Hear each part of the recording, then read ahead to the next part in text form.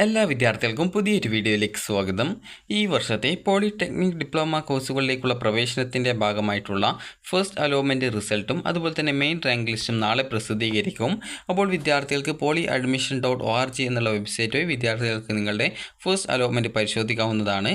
polyadmission.org എന്നുള്ള website open ചെയ്ത് കഴിഞ്ഞാൽ റെഗുലർ ഡിപ്ലോമ അഡ്മിഷൻ റെഗുലർ 2025-26 എന്നുള്ള ലിങ്കിൽ ക്ലിക്ക് ചെയ്ത് കഴിഞ്ഞാൽ ഈ ഒരു പേജിലേക്ക് പോകുന്നതാണ്.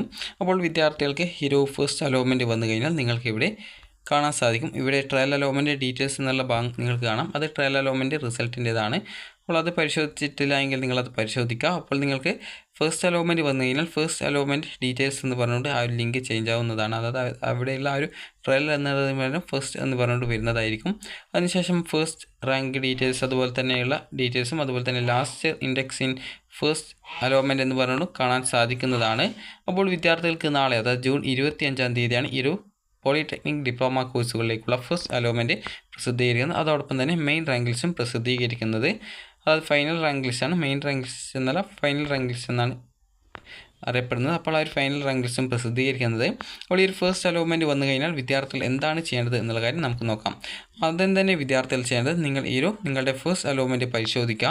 അപ്പോൾ ഫസ്റ്റ് അലോട്ട്മെൻറ്റ് പരിശോധിച്ച് നിങ്ങൾക്ക് അലോട്ട്മെൻറ്റ് ലഭിച്ചിട്ടുണ്ടെങ്കിൽ അലോട്ട്മെൻറ്റ് ലഭിച്ച ആ ഒരു കോളേജിൽ പോയിട്ട് നിങ്ങൾക്ക് അഡ്മിഷൻ എടുക്കാവുന്നതാണ്.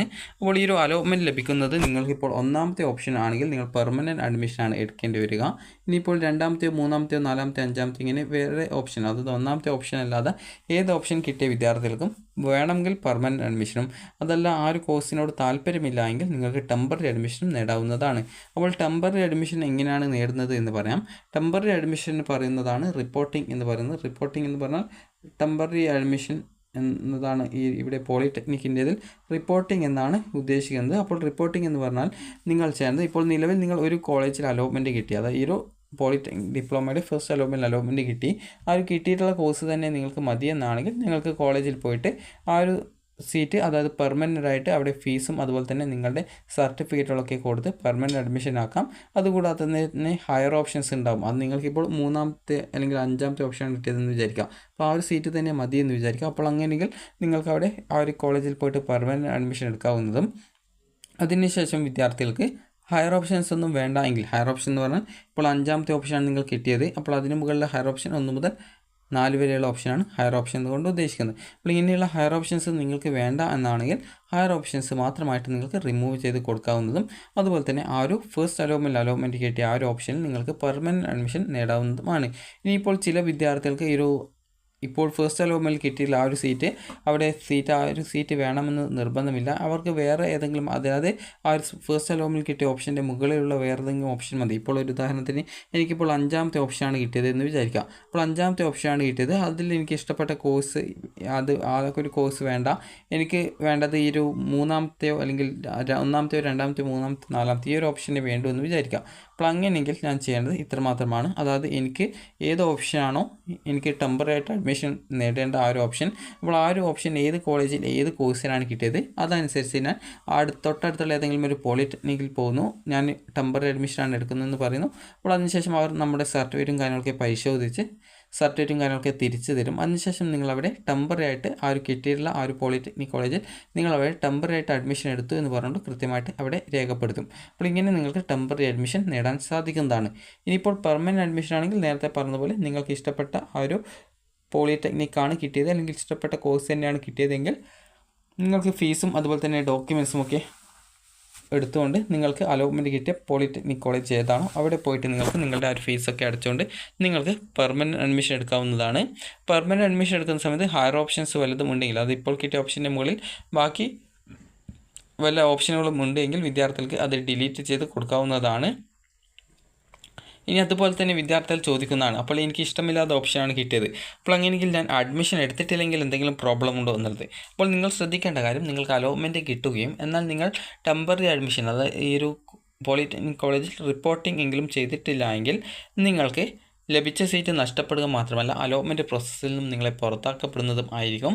അതുകൊണ്ട് തന്നെ അലോട്ട്മെൻറ്റ് ലഭിച്ച വിദ്യാർത്ഥികൾ നിർബന്ധമായിട്ടും അലോട്ട്മെൻറ്റ് ലഭിച്ച കോളേജിൽ ഒന്നാമത്തെ ഓപ്ഷൻ ആണെങ്കിൽ പെർമനൻറ്റ് അഡ്മിഷനും അതേസമയം രണ്ടാമത്തെയോ മൂന്നാമത്തെയോ നാലാമത്തെ അങ്ങനെ മറ്റേതെങ്കിലും ഓപ്ഷൻ ആണെങ്കിൽ നിങ്ങൾക്ക് ടെമ്പററി അഡ്മിഷൻ നേടാവുന്നതാണ്. അപ്പോൾ വിദ്യാർത്ഥികൾക്ക് ഈ ഫസ്റ്റ് അലോട്ട്മെൻറ്റിന് ശേഷം പിന്നീട് നിങ്ങൾക്ക് അഡ്മിഷൻ നേടാനുള്ള സൗകര്യമുള്ളത് ഈ ജൂൺ 30 വരെയാണ് അഡ്മിഷൻ നേടാനുള്ള സൗകര്യം. അത് നിങ്ങൾക്ക് ടെമ്പററി അഡ്മിഷൻ എടുക്കാം, അതല്ലെങ്കിൽ പെർമനൻറ്റ് അഡ്മിഷൻ നേടാവുന്നതാണ്. അലോട്ട്മെൻറ്റ് കിട്ടാത്ത വിദ്യാർത്ഥികൾ സെക്കൻഡ് അലോട്ട്മെൻറ്റിനായിട്ട് വെയിറ്റ് ചെയ്യുകയാണ് ചെയ്യേണ്ടത്. അപ്പോൾ സെക്കൻഡ് അലോട്ട്മെൻറ്റ് പ്രസിദ്ധീകരിക്കാൻ ജൂലൈ 5-നും പിന്നീട് അതിൻ്റെ അഡ്മിഷൻ, അതായത് സെക്കൻഡ് അലോട്ട്മെൻറ്റിന് ശേഷം പിന്നീട് വിദ്യാർത്ഥികൾ അലോട്ട്മെൻറ്റ് ലഭിച്ച കോളേജിൽ നിങ്ങൾ ഓൾറെഡി ടെമ്പററി അഡ്മിഷൻ എടുത്തൊരു വിദ്യാർത്ഥിയാണെങ്കിൽ ആ ഒരു സീറ്റ്, അതായത് എവിടെയാണോ നിങ്ങൾക്ക് ലേറ്റസ്റ്റ് ആയിട്ട് കിട്ടിയത് അവിടെ നിങ്ങൾ പെർമനൻറ്റ് അഡ്മിഷൻ നേടേണ്ടതാണ്. അതുപോലെ പല വിദ്യാർത്ഥികളും ചോദിക്കുന്നതാണ്, ഇപ്പോൾ കിട്ടിയ ഒരു ഓപ്ഷനിൽ ഞാൻ ടെമ്പററി അഡ്മിഷൻ നേടിയെന്ന് വിചാരിക്കാം.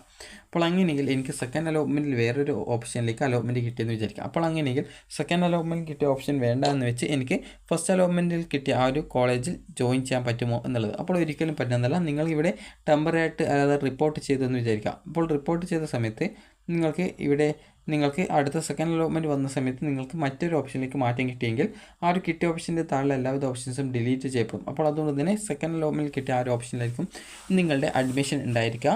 അപ്പോൾ അതുകൊണ്ട് തന്നെ വിദ്യാർത്ഥികൾ ശ്രദ്ധിക്കേണ്ട കാര്യം എന്ന് പറയുന്നത്, നിങ്ങൾക്ക് ഇഷ്ടപ്പെട്ട കോഴ്സിലാണ് ഈ ഒരു അലോട്ട്മെൻറ്റ് കിട്ടിയതെങ്കിൽ നിങ്ങൾക്ക് പെർമനൻറ്റ് അഡ്മിഷൻ എടുക്കാവുന്നതാണ്. അപ്പോൾ വിദ്യാർത്ഥികൾക്ക് ഈ ഒരു വീഡിയോ ഉപകാരപ്രദമായിട്ടുണ്ടെന്ന് കരുതുന്നു. അതുപോലെ തന്നെ സെക്കൻഡ് അലോട്ട്മെൻറ്റിന് ശേഷം നിങ്ങൾക്ക് പെർമനൻറ്റ് അഡ്മിഷൻ മാത്രമാണ് ഉണ്ടാവുക.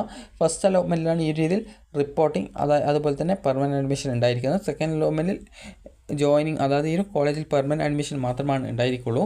പിന്നീട് നിങ്ങൾക്ക് കോഴ്സ് അല്ലെങ്കിൽ കോളേജ് മാറണമെങ്കിൽ നിങ്ങൾ അഡ്മിഷൻ എടുത്ത ശേഷം പിന്നീട് നടക്കുന്ന സ്പോട്ട് അലോട്ട്മെൻറ്റുകളിൽ പാർട്ടിസിപ്പേറ്റ് ചെയ്ത് നിങ്ങൾക്ക് അങ്ങനെ കോഴ്സ് അതുപോലെ തന്നെ ഒരു കോളേജുകൾ മാറുന്നതിനായിട്ടുള്ള സൗകര്യം നിങ്ങൾക്ക് ലഭിക്കുന്നതായിരിക്കും.